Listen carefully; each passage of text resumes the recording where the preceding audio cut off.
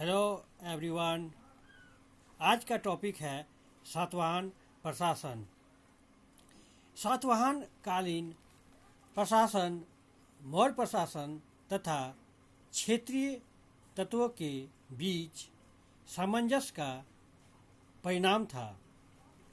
सातवाहनों के अधीन ही दक्कन में राज निर्माण की प्रक्रिया पूरी हुई, किंतु इस क्षेत्र में अभी भी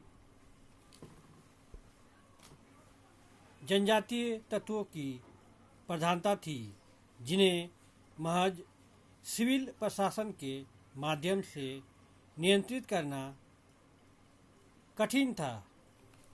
यही वजह है कि सातवाहन प्रशासन में सैन्य तत्वों की प्रधानता बनी रही। उसी प्रकार मौर्यों के विपरीत इस काल में अधिकारी तंत्र सीमित है, क्योंकि इस काल में राज्य का दायित्व सीमित हो गया था। राज्य के द्वारा क्षेत्रीय स्तर पर प्रभावी तत्वों के साथ सामंजस्य बनाया गया है।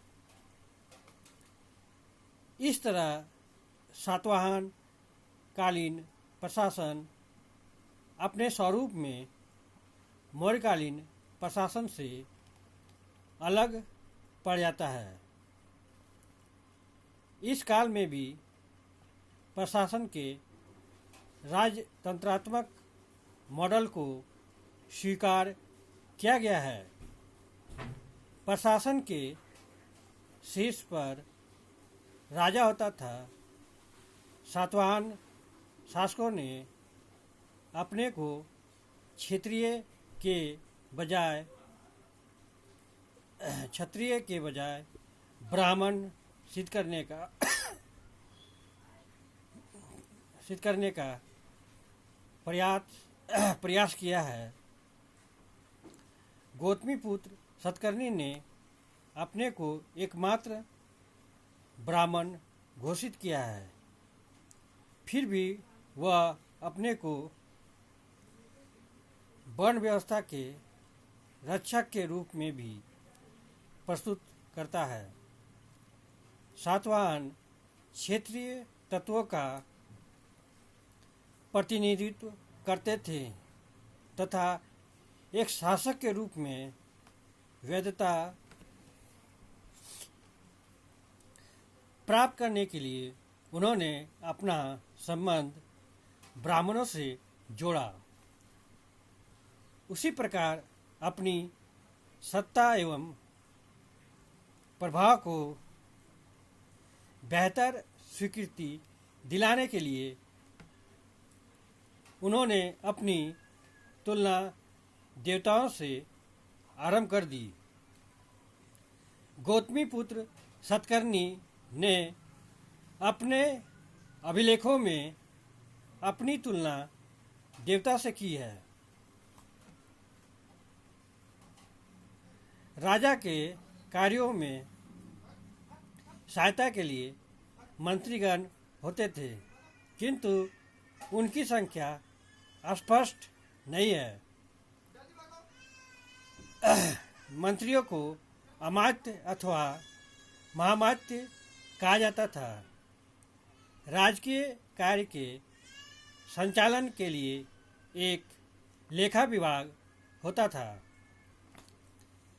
प्रांतीय प्रशासन के विषय में हमें स्पष्ट सूचना प्राप्त नहीं है। इस काल में सिविल प्रशासन का स्पष्ट विकास देखने को नहीं मिलता। इसका कारण है जनजातीय तत्वों का प्रबल होना। यही कारण है कि प्रांतों को सामान्यतः किसी सेनानायक के अधीन रखा जाता था। इसे महासेनापति कहा गया है। सातवाहन स्रोतों से हमें विषय अथवा आहार की सूचना मिलती है। इसकी तुलना हम मौर्यकालीन जिला प्रशासन से कर सकते हैं।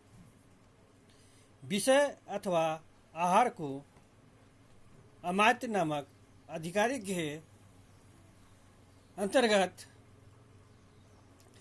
रखा जाता था। आहार के नीचे ग्रामीण प्रशासन होता था। ग्रामीण प्रशासन में गोलमीक नामक अधिकारी की नियुक्ति की जाती थी। इसके अंतर्गत एक छोटी सी सेना भी रखी जाती थी ताकि वह विद्रोही तत्वों को नियंत्रित कर सके। इस प्रकार सातवाहन प्रशासन में सैन्य तत्वों की प्रधानता बनी रही। सैन्य तत्वों की प्रमुखता का अनुमान इस बात से भी लगाया जा सकता है कि सातवाहन अभिलेख में स्कंदवार शब्द का प्रयोग है। स्कंदवार का अर्थ है सैनिक मुख्यालय। जनजातीय तत्वों पर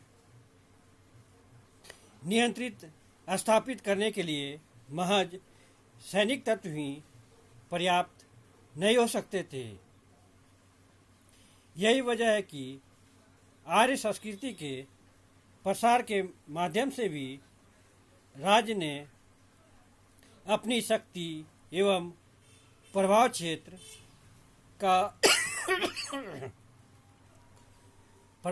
का विस्तार करने का निर्णय लिया। भूमि अनुदान के माध्यम से राज्य के द्वारा दूरवर्ती क्षेत्रों में ब्राह्मणों एवं बौद्ध भिक्षुओं को स्थापित किया गया। ब्राह्मणों के द्वारा वर्ण व्यवस्था का प्रसार किया गया। वहीं बौद्ध भिक्षुओं ने भी लोगों को अनुशासित जीवन जीने की शिक्षा दी। इस प्रकार भूमि अनुदान राजकीय शक्ति एवं प्रभाव के विस्तार का एक माध्यम बन गया। दूसरी तरफ भूमि अनुदान के कारण केंद्रीकरण की शक्ति को धक्का लगा तथा आगे चलकर विघटनकारी प्रवृत्ति को बल मिला। आरंभ में दानग्रहीता को केवल राजस्व वसूल करने का अधिकार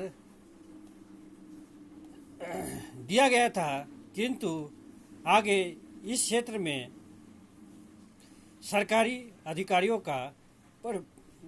का प्रवेश वर्जित हो गया और फिर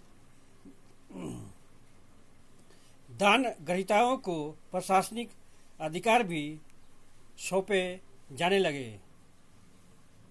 अब इन क्षेत्रों की स्थिति स्वायत्त क्षेत्र की तरह हो गई थी। सातवाहन कालीन प्रशासन में एक और विशेषता दिखती है, वह है इसमें मातृसत्तात्मक तत्वों की उपस्थिति। उदाहरण के लिए कई सातवाहन शासक अपनी माता के नाम से जाने जाते थे। उसी प्रकार कुछ महत्वपूर्ण अधिकारियों की पत्नियां भी अपने पति की उपाधि धारण करती थी। उदाहरण के लिए महासेना पत्नी। अगर हम सातवाहनकालीन नगर प्रशासन पर दृष्टिपात करते हैं तो उसकी एक विशेषता उभरती है। प्रशासन में क्षेत्रीय स्तर पर प्रभावकारी तत्वों का वर्चस्व। उदाहरण के लिए नगरों में निगम सभा नामक एक संस्था होती थी। इसमें व्यापारियों एवं शिल्पियों के प्रतिनिधियों की भागीदारी होती थी। इन्हीं शब्दों के साथ मैं अपने टॉपिक को यहीं विराम देता हूँ। अगर आप लोग को इस टॉपिक संबंधित कोई प्रश्न पूछना हो तो आप कमेंट बॉक्स में जाके अपना प्रश्न पूछ सकते हैं। Thank you. जय हिंद।